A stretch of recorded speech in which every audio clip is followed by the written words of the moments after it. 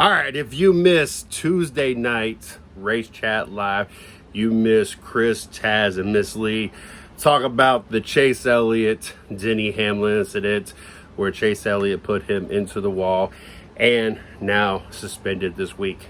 Listen in as the guys give their opinion on what happened. Let it be known. I know you guys are expecting me to be ooh or rock, and I am. I think it's hilarious. I think the guy finally got what he deserved. But where do you draw the line here? I mean, we want entertainment. We want bumping and rubbing. But now we're caught up in this issue with Noah Gragson, basically, because he retaliated in certain places. And then Bubba did it. And now Chase Elliott's done it. I mean, really, is this what we want? And how in the hell are we going to suspend a driver for disciplinary issues and then give him a freaking waiver? There's so much of this that I really, we could spend 2 hours just talking about this situation, the Pandora's box that it's opened. And, I mean, I'm not for this.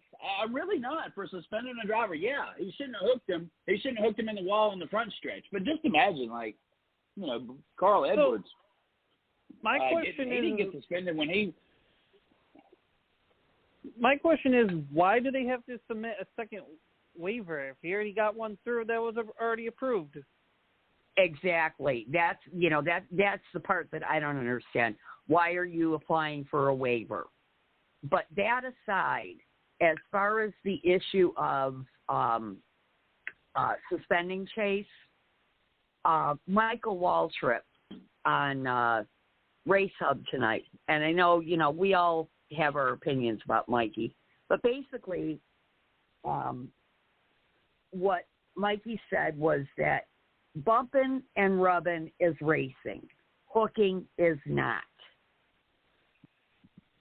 And Brad Keselowski on the same show said basically that NASCAR is sending a message to all the drivers, not only in Cup, Xfinity, and Truck, but also down into the weekly series, that we will not tolerate this.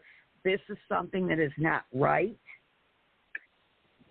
and we won't tolerate it. Yeah, but what's the difference in hooking somebody on the front stretch or the triangle, whatever it was, the dog leg,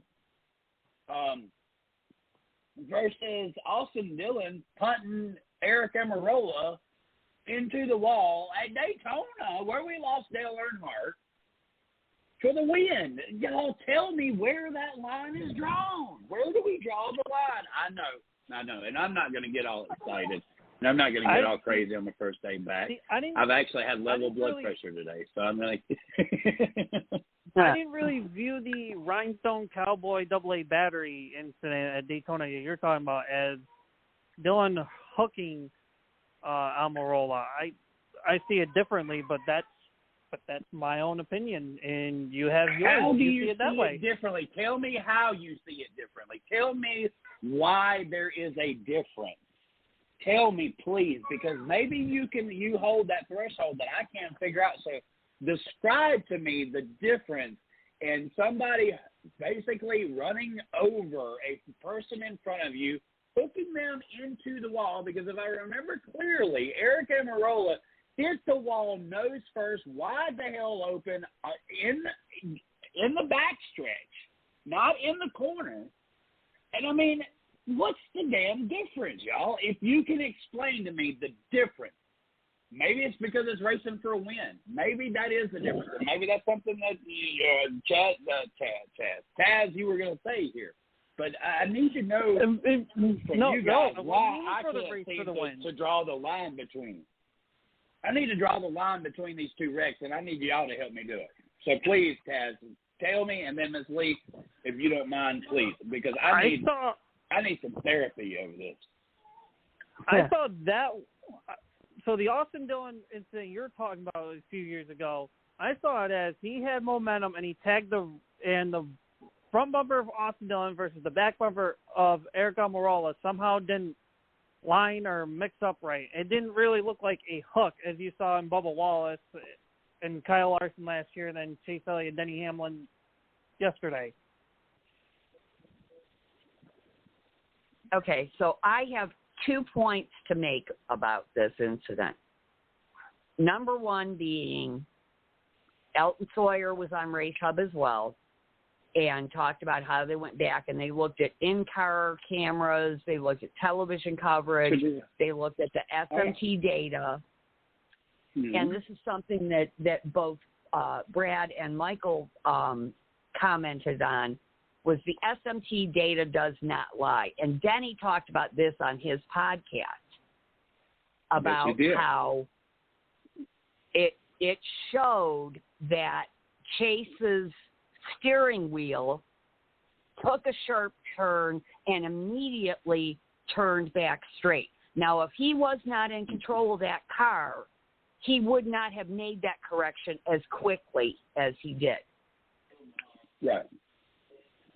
So the second point that I have to make, and this was something that was again discussed at length, is that with these cars, you see a lot of these very similar incidents happening across very different tracks. And it has to do with the cars, and that the cars, just the way that they drift, and you don't have as much room or as much time to react as you did with the older generation cars. Yeah. My contribution. You know, and look, I think that both of y'all made great points. My point is, did you wreck them on purpose?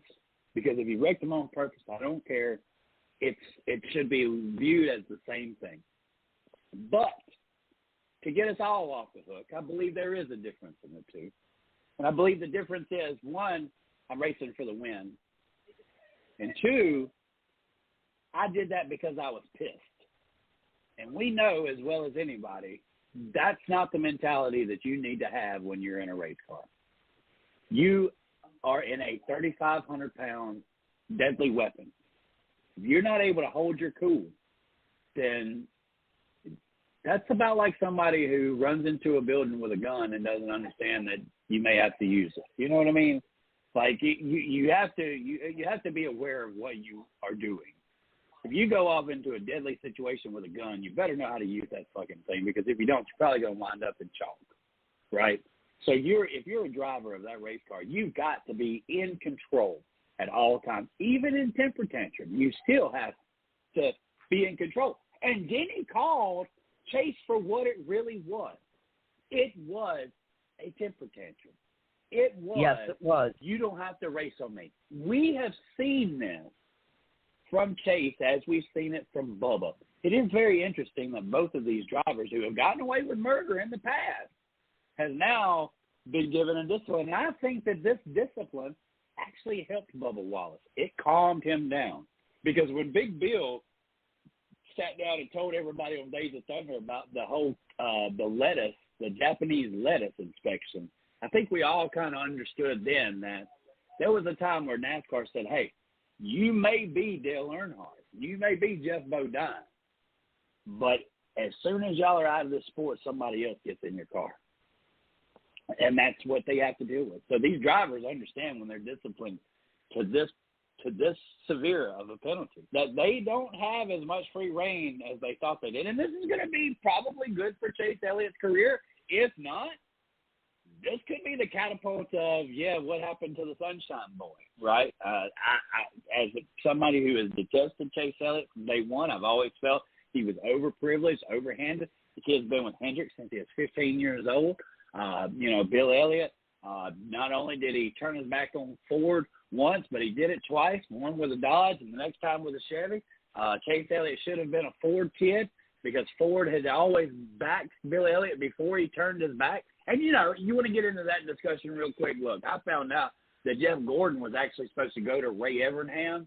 And so the whole reason for getting Bill Elliott was really a last-minute ditch. It was kind of similar to the Dale versus Dale situation where Robert Yates wanted Dale Earnhardt, but instead wound up with Dale Jarrett. It's similar to situations that happened that Bill Elliott wound up in a Dodge. But he was a career Ford driver. And so, Chase Elliott, he has been the most privileged driver in NASCAR for the last 10 to 15 years, or however long he's been out. I mean, he can't be pushing 30 yet, is he? I know he started when he was 15, so a 15-year career may seem unimaginable, but with this kid, he's been around that long. So what I'm trying to get, the point that I'm trying to get here is he's old enough to know better. He's old enough to know that he shouldn't do that, and he's been constantly getting away with it for the last 2 or 3 years with the incident with Kyle Larson, with the Ross Chastain. I mean, it's, look, when he was telling Noah Gragson to go whoop up on somebody, that is like the biggest bitch move. Sorry, Ms. Lee. That's a bitch move. If you want to kick somebody's ass, you go kick somebody's ass yourself. Don't tell somebody they should go kick. That, and that's the real character of Chase Elliott right there. It is maybe the Teflon Don has started to be penetrated on Chase Elliott,